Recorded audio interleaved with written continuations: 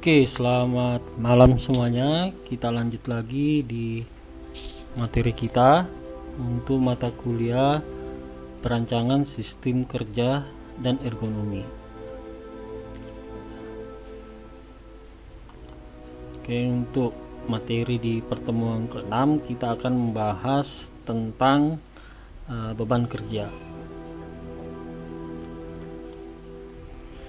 Oke, jadi tubuh manusia dirancang untuk dapat melakukan aktivitas pekerjaan sehari-hari. Dan adanya massa otot yang bobotnya hampir lebih dari separuh berat tubuh kita, ini memungkinkan kita untuk dapat menggerakkan tubuh kita dan melakukan suatu kegiatan atau pekerjaan. Nah, pekerjaan ini di satu pihak mempunyai arti penting bagi kemajuan dan tentunya kinerja atau prestasi, sehingga bisa mendukung kehidupan kita agar lebih produktif, karena itulah yang menjadi tujuan hidup, ya. Tapi di sisi lain, dengan bekerja berarti tubuh akan menerima beban dari luar, ya, dari luar tubuh. Atau dengan kata lain, bahwa setiap pekerjaan merupakan beban sebenarnya. Jadi pekerjaan itu merupakan beban bagi kita.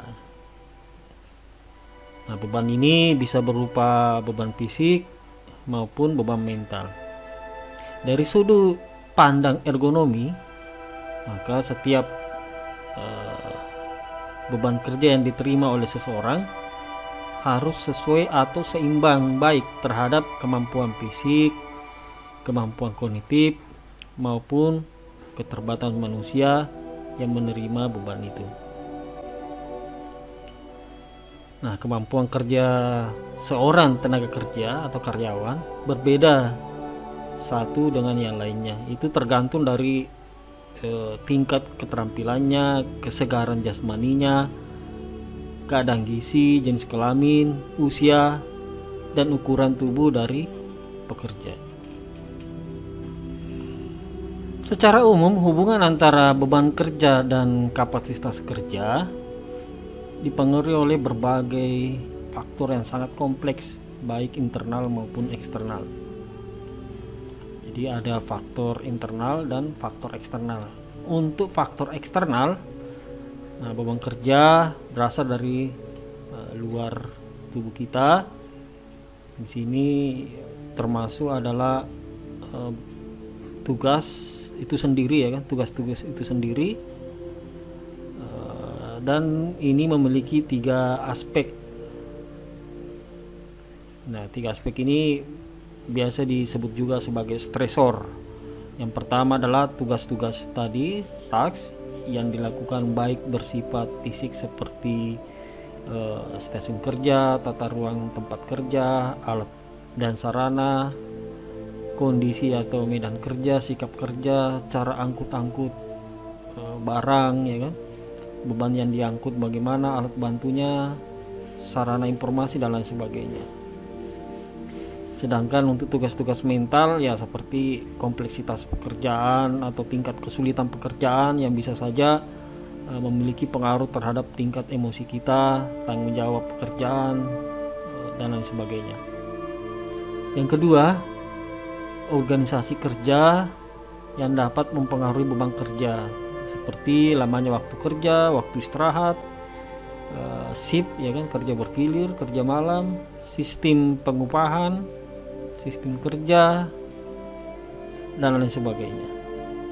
Yang ketiga, lingkungan kerja yang dapat memberikan beban tambahan kepada pekerja, seperti lingkungan kerja fisik seperti yang kita telah bahas, yaitu mikroklimat, ya kan, untuk suhu udara di dalam ruangan, kelembabannya, kecepatannya, radiasinya, dan lain sebagainya.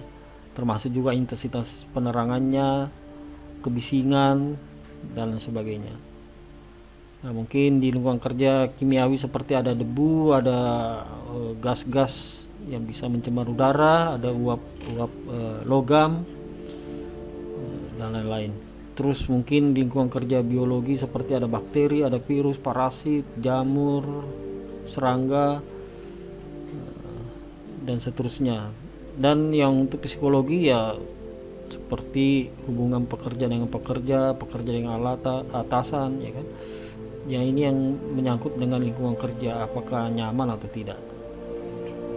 Nah, itu yang eksternal. Sekarang untuk yang internal. Nah, faktor internal beban kerja adalah faktor yang berasal dari dalam tubuh itu sendiri sebagai akibat adanya reaksi. Jadi akibat reaksi dari beban kerja eksternal. Nah, reaksi tubuh seperti ini dikenal sebagai strain. Berat ringannya strain dinilai secara objektif maupun subjektif. Nah, penilaian secara objektif ya mungkin melalui perubahan fisiologis, sedangkan subjektif melalui perubahan reaksi psikologis. Jadi beda fisiologis dengan psikologis. Jadi kalau secara objektif adalah perubahan fisiologis, sedangkan penilaian subjektif adalah reaksi psikologis. Karena itu strain secara subjektif berkaitan erat dengan harapan, keinginan, kepuasan, dan lain sebagainya. Nah, mungkin secara ringkas faktor internal itu meliputi ada namanya faktor somatis. Faktor somatis ini terdiri dari jenis kelamin, umur, ukuran tubuh, kondisi kesehatan, status kerja. Sedangkan untuk faktor psikis seperti motivasi, persepsi, kepercayaan, keinginan, kepuasan, dan lain-lain.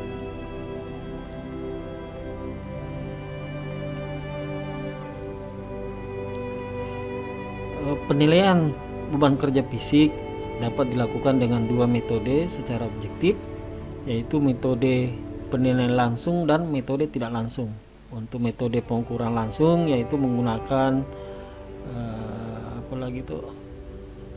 suatu alat untuk mengukur energi yang dikeluarkan atau energi ekspenditur melalui asupan energi selama bekerja. Semakin berat beban kerja akan semakin banyak energi yang diperlukan atau yang harus dikonsumsi. Nah, meskipun metode asupan energi apalagi asupan oksigen lebih akurat, namun hanya dapat mengukur waktu kerja yang singkat dan tentunya peralatannya cukup mahal, cukup kompleks, dan yaitu cukup ini juga ya, apalagi itu cukup rumit juga, ya kan. Sedangkan metode pengukuran tidak langsung ya, kalau kalian lihat di gambar ya, ini sederhana ya kan, cuma menghitung denyut nadi selama kerja.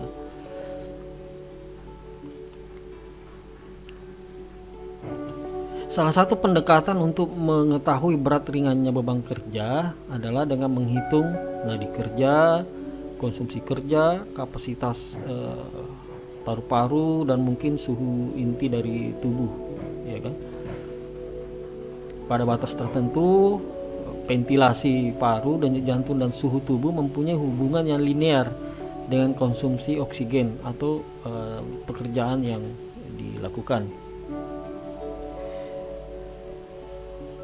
Nah, dengan mengukur denyut jantung ya ini bisa menghitung estimasi atau memperkirakan laju metabolisme yang baik ya, kecuali mungkin kalau kondisi emosi dan sebagainya, ya kan. Kategori berat ringannya beban kerja didasarkan pada metabolisme, respirasi, suhu tubuh, dan denyut jantung. Dan ini bisa kita lihat pada tabel, ya kan. Kita lihat kategori beban kerja ringan, konsumsi oksigennya berapa, ventilasi parunya liter per menitnya berapa, suhunya, denyut jantung, dan sebagainya. Sedangkan untuk yang sangat berat sekali, nah itu kelihatan konsumsinya lebih besar tentunya, ventilasi paru juga berapa liter per menit masuk ke dalam ya, darah, ya kan. Suhu juga, suhu tubuh menjadi lebih besar daripada 39 derajat Celcius, dan denyut jantung juga makin meningkat 175 denyut per menit. Jadi dihitung per menit berapa kali berdenyut dalam 1 menit. Kalau untuk sangat berat sekali itu 175. Nah, berat ringannya beban kerja yang diterima oleh seorang tenaga kerja ya digunakan untuk menentukan berapa lama sih seorang tenaga kerja dapat melakukan aktivitas pekerjaannya sesuai dengan kapasitas kerjanya atau sesuai dengan kemampuannya. Nah, tentunya semakin berat beban kerja, maka semakin pendek waktu kerja seseorang untuk bekerja tanpa kelelahan. Salah satu kebutuhan utama dalam pergerakan otot adalah kebutuhan akan oksigen yang dibawa oleh darah ke otot untuk pembakaran zat dalam menghasilkan energi. Sehingga jumlah oksigen yang dipergunakan oleh tubuh untuk bekerja merupakan salah satu indikator pembebanan selama bekerja. Maka dengan demikian, setiap aktivitas pekerjaan memerlukan energi yang dihasilkan dari proses pembakaran. Semakin berat pekerjaan dilakukan, maka akan semakin besar pula energi yang harus dikeluarkan. Maka dari itu, besarnya jumlah kebutuhan kalori dapat digunakan sebagai petunjuk untuk menentukan berat ringannya beban kerja. Nah, berkaitan itu, Menteri Tenaga Kerja melalui keputusan nomor 51 tahun 1999 menetapkan beban kerja menurut kebutuhan kalori. Nah, contohnya kalau untuk beban kerja ringan 100 sampai 200 kilokalori per jam, beban sedang di atas 200 sampai 350, sedangkan untuk yang beban kerja berat harusnya sih di atas 500 kilokalori per jam. Nah, kebutuhan kalori bisa dinyatakan dalam kalori yang dapat diukur secara tidak langsung dengan menentukan kebutuhan oksigen. Karena setiap kebutuhan 1 liter oksigen itu biasanya akan memberikan 4,8 kilokalori. Nah, ini sebagai dasar perhitungan dalam menentukan jumlah kalori yang dibutuhkan oleh seseorang dalam melakukan aktivitas pekerjaannya.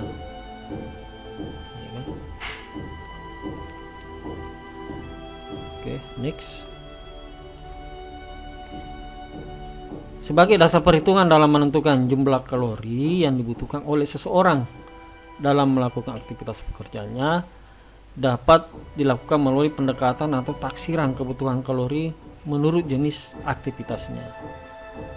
Nah, taksiran kebutuhan kalori per jam untuk setiap kilogram berat badan bisa dilihat pada tabel. Contohnya untuk kegiatan tidur yang paling rendah ya kan itu 0,98 kilokalori per jam ya kan?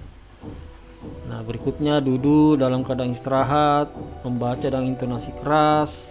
Nah, nanti kalian bisa lihat sendiri, pelajari sendiri, ini bisa dijadikan referensi ya kan? Nah, termasuk mengetik juga, menyetrika. Nah, itu jadi menyetrika dengan mencuci peralatan dapur sama kilokalori yang dibutuhkan ya kan. Nah, mungkin ada menjilid buku mungkin lebih berat daripada mencuci peralatan dapur. Next, mungkin jalan agak cepat, jalan turun tangga, nah, pekerjaan tukang batu, sampai yang paling berat jalan naik tangga ya kan. Jadi naik tangga seumpama naik ke lantai 5 Uvers itu lumayan berat juga ya kan. Tapi itulah yang bisa membakar lemak ya kan, dan membutuhkan kalori yang besar. Jadi kalau semakin lama kalian berjalan naik tangga ya semakin banyak kalori. Kenapa jalan naik tangga menjadi besar ya, karena kalau untuk naik dari tangga stepnya ya, step yang awal ke akhir itu tentunya butuh kekuatan otot di paha dan itu butuh energi yang besar. Makanya kebanyakan orang kalau naik tangga, contohnya mungkin kalau di Uber sampai di lantai 5 udah ngos-ngosan karena memang kalori banyak di situ. Atau bisa juga dipakai untuk latihan juga sebenarnya, latihan untuk ya mungkin exercise untuk olahraga ya bisa naik turun tangga lah dari lantai 1 sampai lantai 5 ya. Nah, kebutuhan kalori per jam ini ya ini merupakan pemenuhan kebutuhan kalori terhadap energi yang dikeluarkan akibat beban kerja utama, sehingga bisa sehingga masih diperlukan tambahan kalori apabila terdapat beban kerja seperti ini ya, seperti berenang ya butuh kalori berapa. Jadi kalau mau berenang terus nggak sarapan atau kalorinya kurang ya itu bisa bahaya juga ya kan, bisa mengganggu kesehatan. Oke ya, nanti dipelajari sendiri tabel ini ya. Nah, pengukuran denyut jantung selama kerja merupakan metode untuk menilai cardiovascular strain. Nah, tahu nggak apa itu cardiovascular strain? Ini cardiovascular strain ini adalah semacam apalagi itu deformasi dinding atau ruang jantung dari kondisi rileks menjadi kontraksi. Jadi kondisi rileks otot menjadi tegang untuk di jantung, ya kan?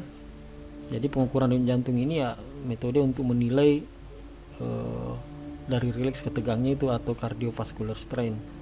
Salah satu peralatan yang dapat digunakan untuk menghitung denyut nadi adalah telemeter dengan menggunakan ECG. Nah, ECG ini atau mungkin istilahnya EKG, ya kan? Mungkin biasa dengar istilah ini di rumah sakit, ya kan? Atau mungkin elektrokardiogram. Ini merupakan tes diagnostik yang digunakan untuk mengevaluasi fungsi dari jantung. Tapi apabila alat itu tidak tersedia, maka bisa digunakan dengan pencatatan memakai stopwatch dengan metode 10 denyut. Metode ini rumusnya seperti ini, ya kan? Denyut nadi, denyut per menit sama dengan 10 denyut per waktu penghitungan dikali 60. Nah, selain metode 10 denyut tadi yang di atas ini, dapat juga dilakukan perhitungan denyut nadi dengan metode 15 detik atau 30 detik. Penggunaan nadi kerja untuk menilai berat ringannya beban kerja mempunyai beberapa keuntungan. Selain gampang, ya kan, cepat, murah juga, ya kan, nggak mahal.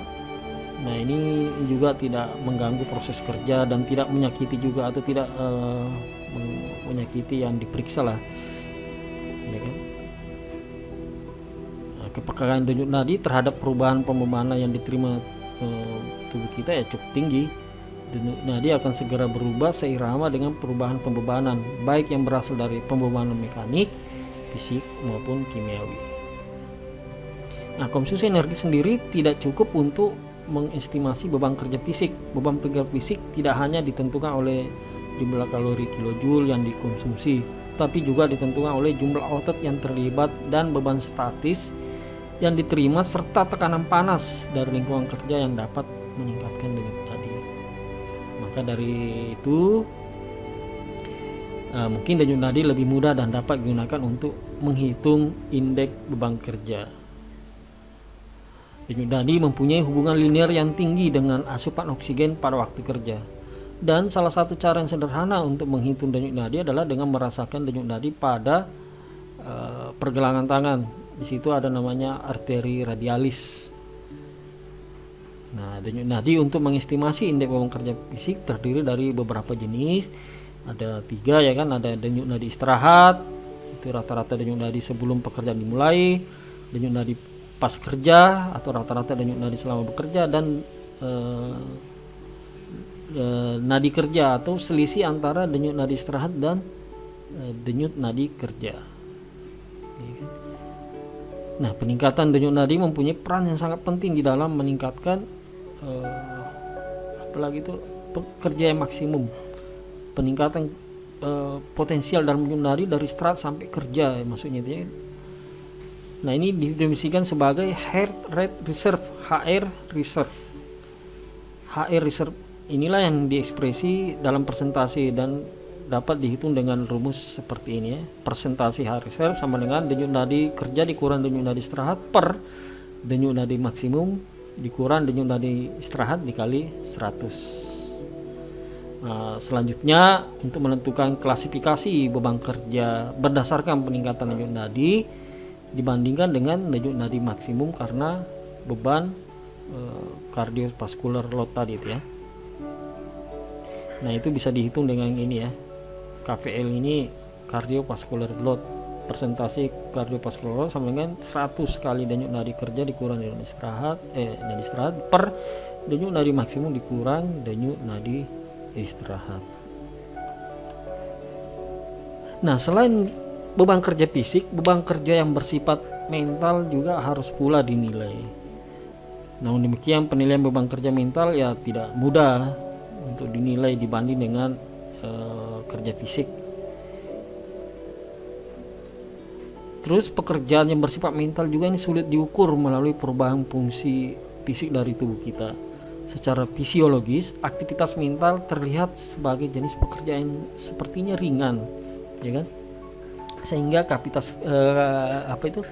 sehingga kebutuhan kalorinya mungkin rendah, padahal secara moral dan tanggung jawab, aktivitas mental jelas lebih berat dibanding dengan aktivitas fisik, karena ini melibatkan otak daripada otot. Nah, tentunya otak lebih berat ya daripada otot. Makanya saya kadang bingung juga kalau beberapa teman di lapangan bilang, wah enak kerjanya itu duduk-duduk orang office, padahal sebenarnya itu lebih berat itu.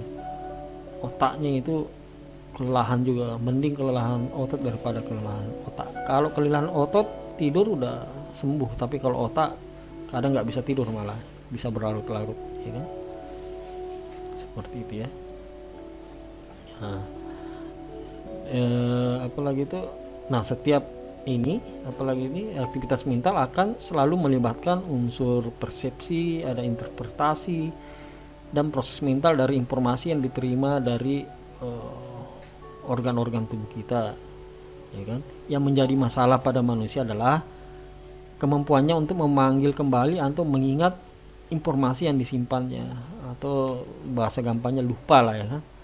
Gimana caranya mengingat memori, ya kan? Nah, proses mengingat kembali ini atau mencoba mengingat, ya kan?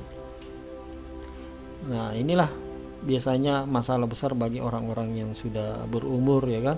Karena kita tahu orang tua itu kebanyakan sudah turun daya ingatnya, ya kan? Dengan demikian, penilaian beban kerja mental lebih tepat menggunakan penilaian terhadap tingkat ketelitian, kecepatan, maupun konstansi kerja, seperti dengan menggunakan tes Bordon-Wiersma. Nah, tes Bordon-Wiersma ini metode pengukuran beban kerja secara objektif untuk mengetahui tingkat pembebanan secara mental pada pekerjaan yang memerlukan ketelitian, kecepatan, konsistensi, untuk pekerjaan mungkin yang banyak bersifat monoton. Sedangkan jenis pekerjaan yang lebih memerlukan kesiapsiagaan, vigilance, ya kan? Contohnya mungkin seperti petugas air traffic control di bandara, ya kan? Ini sangat berhubungan dengan pekerjaan mental yang memerlukan konsentrasi tinggi. Semakin lama orang berkonsentrasi, maka akan semakin berkurang tingkat kesiapsiagaannya, vigilance-nya. Maka ya uji coba yang paling tepat adalah tes vigilance ini, atau tes waktu reaksi, di mana waktu reaksi sering dapat digunakan sebagai cara untuk menilai kemampuan dalam melakukan tugas-tugas yang berhubungan dengan mental. Oke, mungkin itu aja materi kita untuk pertemuan ke-6 di mata kuliah apalagi itu perancangan sistem kerja dan ergonomi. Sampai ketemu lagi di pertemuan berikutnya. Salam sehat selalu.